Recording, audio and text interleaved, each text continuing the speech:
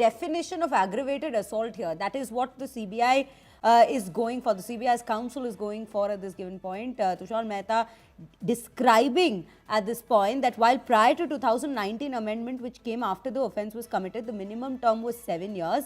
There is sexual assault, penetrating sexual assault in some circumstances is aggravated sexual assault. The definition is thus being looked at by the Solicitor General.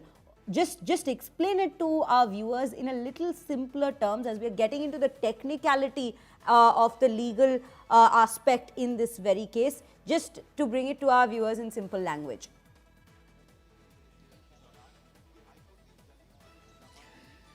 Well, Shreya, what Solicitor General Tushar Mehta is essentially stating is that under POCSO, there can be different types of assault. Okay, there is penetrative assault. He's also talking about how there is aggravated sexual assault. Now, how is it determined whether or not a sexual assault is aggravated sexual assault or not? What Solicitor General Tushar Mehta says is that it is determined on the basis of who is who is the offender in that particular act. That determines as to whether or not it's an aggravated sexual assault. For example, if there is a person who's holding a dominant position, as it was in this case, it was a person who was holding public office, he was in a position of authority, he obviously had a more dominant position over the victim. Or in a case where it's a case of a boss and an employee, where one person has a dominant position over the other, that is what determines whether or not it's an aggravated sexual assault. There's a very important question that has come in from the Chief Justice of India that needs to be highlighted at this point. Shreya, the Chief Justice of India has asked, is it your argument that the concept of being public servant is irrelevant when the victim is a minor? Now understand this, Shreya. What the Chief Justice is essentially getting into is that when the offence is done against a minor in cases like POCSO, should it or should it not matter if the offender is a public servant? What CBI through Solicitor General Tushar Mehta is saying is that they are saying yes, that it is irrelevant whether or not the person is a public servant when the victim in the case is a minor, which is what happened in this case. In fact, they've gone on to say that in certain circumstances, there's aggravated form. The categories of persons is in a dominant position, then it's considered an aggravated form of sexual assault. And also the fact that the term public servant should be defined in a more broader, in a more loose way to hold any person who's in a position of authority accountable, especially in sensitive cases like that of POCSO. This is essentially CBI's case, which is something that they'd also stated in their appeal, the details of which we brought on India Today.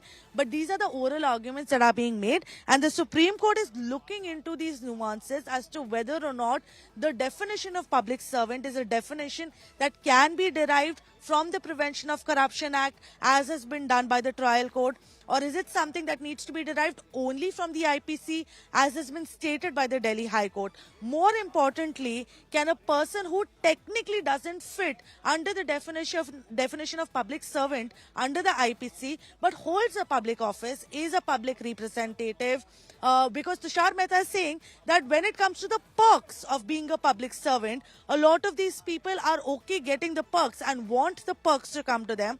But when it comes to offences that they are doing, they don't want to be held accountable at a higher threshold, and they don't want to face the consequences of what they have done by virtue of being a public servant and a position and authority. So that's what CBI is telling the Supreme Court. What we are also given to understand is that Solicitor General Tushar Mehta has said that in this case is a case of penetrative sexual assault, and not just sexual assault but aggravated sexual assault by a public servant. When the offence was committed, the penetrative sexual assault was punishable by 7 years, and the amendment only enhances the punishment to life.